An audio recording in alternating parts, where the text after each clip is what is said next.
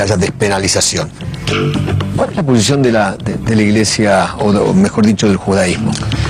En el judaísmo, el aborto, cuando hablamos del aborto, hablamos del aborto en general, del aborto a demanda, es decir, a petición, arbitrario, simplemente porque es un embarazo no deseado, conflictivo con los intereses de la mujer o de la pareja, o por ahí de los dos. El judaísmo está absolutamente prohibido el aborto a demanda, ya desde el Génesis 9:6, cuando claramente preceptúa que el hombre que derrame sangre en el ser humano, que derrame sangre en otro ser humano, su sangre será derramada.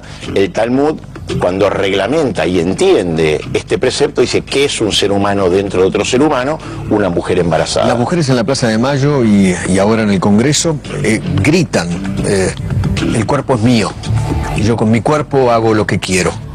Claro, pero eso es una falacia. Eso es no entender o no querer entender el problema en su profundidad. Porque no se trata del derecho de una persona o de un ser humano a su propio cuerpo, sino que se trata de la pregunta sobre si un ser humano tiene derecho a quitarle la vida a otro ser humano que transitoria y naturalmente se alberga 9 meses en su propio cuerpo. No estamos hablando de que el cigoto, el embrión, el feto, es decir, el conceptus, lo concebido, es igual que un dedo, ¿no?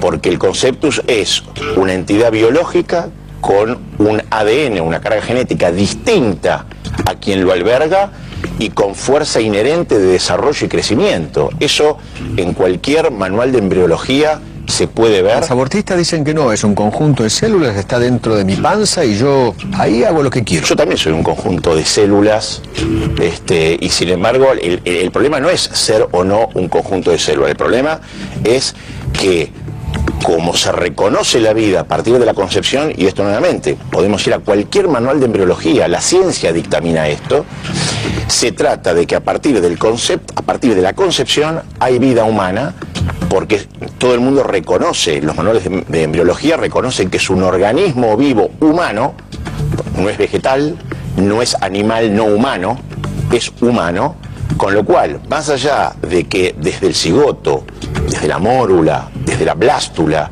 digamos, no se pueda ver una morfología humana, es genéticamente, lo que se llama ontogenéticamente, un ser humano por su propia estructura que no cambia desde la concepción hasta la muerte por vejez, más allá de sus cambios fenotípicos, es decir, los cambios madurativos que devienen del cigoto al embrión, del embrión al feto, del feto al bebé, al niño, al adolescente, al adulto y al anciano, y no por ello ningún anciano o ningún adulto puede pretender matar a un adolescente, a un niño, porque conflictúa con sus intereses simplemente porque no llegó a su estado madurativo.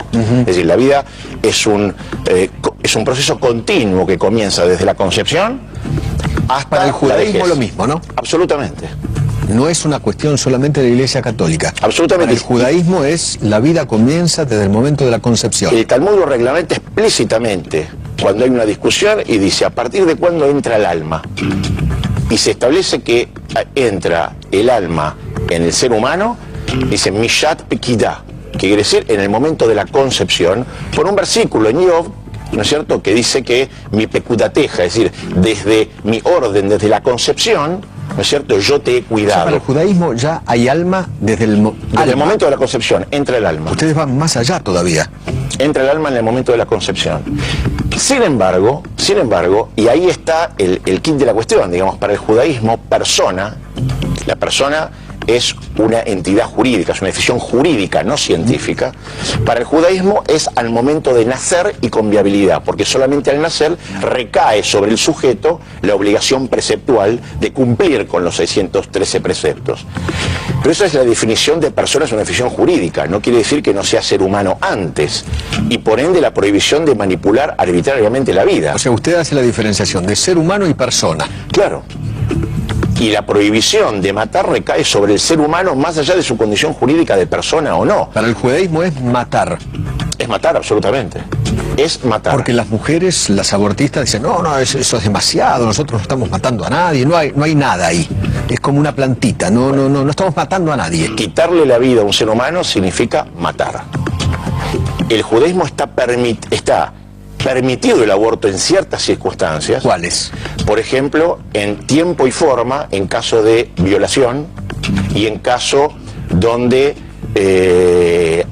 el feto tenga tales deformaciones genéticas que haga, por ejemplo, peligrar la vida de la mujer. En caso de que peligre la vida de la mujer y no haya otra alternativa. Cuando no hay viabilidad de esa vida y peligra a la mujer, entonces... Y no haya otra alternativa que decidir por alguno de los dos, la prioridad la tiene la mujer, porque su vida está primero. Eso dice el judaísmo. Sí, sí. Eso mismo dice nuestra legislación. Doctor, sí, ahí está el doctor. Hola, sí. Rabino, buenas tardes. ¿Cómo le va? Un gusto. Un gusto escucharlo, como siempre. Aprendo embriología con usted, pero quiero pedirle esto, porque usted ha hecho una definición realmente muy acabada de lo que significa un nuevo ser. Yo quiero agregar un calificativo más a lo que usted ya mencionó, que es distinto. Es un ser humano con una vida independiente, dependiente en el caso particular de los primeros tiempos de su gestación, y además distinto. Absolutamente. Porque si no, caemos en el concepto que yo escuché de otro rabino, que dice, no, eso es una parte de la madre. Y entonces, como parte de la madre se lo puede sacar de encima. Como hoy escuchamos a una señora en la radio decir que yo hice un aborto y me lo saqué de encima. No, uno no se puede sacar de encima otra vida, porque esas células que usted sacó de encima, señora, tenían una estructura genética distinta. No eran parte de su cuerpo, estaban en su cuerpo como una incubadora, pero es una vida diferente, tiene una estructura genética, un ADN distinto. Y por eso, sí, claro, perdón. Hasta tal punto es así que en el judaísmo existen las dos categorías. Categorías donde se concibe el conceptus, no sé, el feto, el embrión, el cigoto, como parte de las vísceras de la madre y como independiente de las vísceras de la madre, pero no son categorías rectoras que determinen un accionar determinado, sino que son colectivizaciones conceptuales a partir de determinadas casuísticas. Hasta tal punto es así que en el judaísmo el padre agonizante puede comprar bienes y ponerlo a nombre del hijo que todavía no nació porque su esposa aún está embarazada, cosa que solamente se da en el caso de personas. Sin embargo, lo puede hacer. Ante un aborto espontáneo, ¿no es cierto?, y en un embarazo bastante avanzado, hasta incluso la ley judía permite, obviamente hay que inhumarlo en una tumba, con una lápida, e incluso se le permite poner nombre. o sea, según usted, hay vida sin persona, pero no puede haber persona sin vida. Absolutamente. Claro. Persona es la entidad con categoría jurídica. Claro, está claro. Sobre un sujeto humano, obviamente con vida. O sea, absolutamente. hay ser humano sin ser persona, porque Sin todavía necesariamente. no nació. Claro, pero es ser humano. Esa es la historia. Y la prohibición de matar recae sobre el ser humano, más allá de si nació o no nació. Si los derechos son derechos humanos, entonces el derecho humano recae en aquel sujeto a partir del cual yo predico que es humano, ¿no es cierto? Más allá de su categoría jurídica o no de persona. ¿Qué le parece el debate que abrió el presidente en el Parlamento? ¿Qué le parece? Sí, antes, si me permite, por favor, el tema de las presiones. Con todo gusto. Nadie habla de la presión que a partir de 1974, y esto lo pueden verificar, está incluso subido en internet, del informe Kissinger, un informe que se llama M200, que trataba sobre el control poblacional mundial y la economía y el salvaguarda de la economía de Estados Unidos, en donde él promovía y aconsejaba como primeras dos medidas para el control de la población internacional y el resguardo de los recursos de Estados Unidos a partir de las economías de los países tercermundistas, la legalización del aborto y el incentivo financiero para promover campañas de aborto a demanda. Y él dice explícitamente: por favor, no usar la palabra aborto para no generar miedo en los políticos ni en la gente, sino eufemismos o sofisticaciones psicológicas, que son las que escuchamos hoy en día, como control de paternidad responsable, control de natalidad, programación o planificación familiar y por sobre todo la expresión interrupción voluntaria del embarazo, cuando ya ni siquiera es una falacia, es una mentira, porque el concepto de interrupción implica el poder reanudar ese proceso. Yo interrumpo la luz cuando con la tecla lo que hago es interrumpir el flujo de corriente, pero puedo volver a reanudarlo. El embarazo no se puede reanudar, porque la muerte es irreversible, no es la interrupción. La interrupción que usan las abortistas significa matar. Claro, lo que pasa es que no lo quieren decir. No lo quieren decir. A ver, si yo tengo que aceptar que interrumpir el embarazo no es matar al ser humano que está dentro de la mujer, entonces que acepten también que la interrupción del flujo sanguíneo hacia la cabeza no es matar a una persona, por ejemplo, degollándola. Y sin embargo puedo decir, no maté a esta persona, le interrumpí su flujo sanguíneo. No, maté a esta persona. Lo que pasa es que es demasiado duro y no convence mucho a la gente. Ahora, gracias a Dios, están usando al menos la palabra aborto, ¿no es cierto? Y que de hecho también la usan mal, porque hasta los romanos, cuando usaban la palabra o la expresión abiere partum, quería decir rechazar el parto, no matar al feto. ¿Qué quería decir? Es que el nacimiento se produzca por cesárea. Con lo cual, hasta la palabra aborto ni siquiera se usa como sinónimo de matar al feto, ¿no es cierto? Pero no es tal, es simplemente rechazar el parto, tal cual como lo usaban los romanos. ¿Cómo le cae aborto legal, seguro y gratuito? Me cae como campaña política que realmente lo es. Porque en el proyecto presentado, si realmente este proyecto fuese a favor de la mujer, el proyecto presentado evitaría el llegar a un embarazo no deseado, que ese es el problema. No resolver el problema y que el Estado fomente resolver un problema de un individuo a través de la muerte de otro ser humano.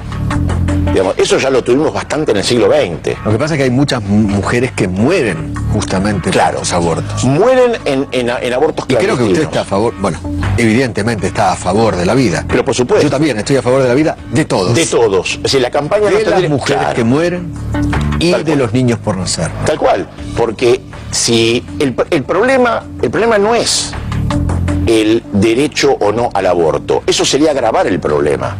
Porque eso sería que desde el Estado se plantee un Estado exterminador de determinado ser humano en su etapa evolutiva en pos de los conflictos de otro ser humano en otro estadio evolutivo. Es lo mismo que decir que en lugar de prevenir accidentes automovilísticos, pongamos más ambulancias en cada una de las esquinas de las calles de Buenos Aires.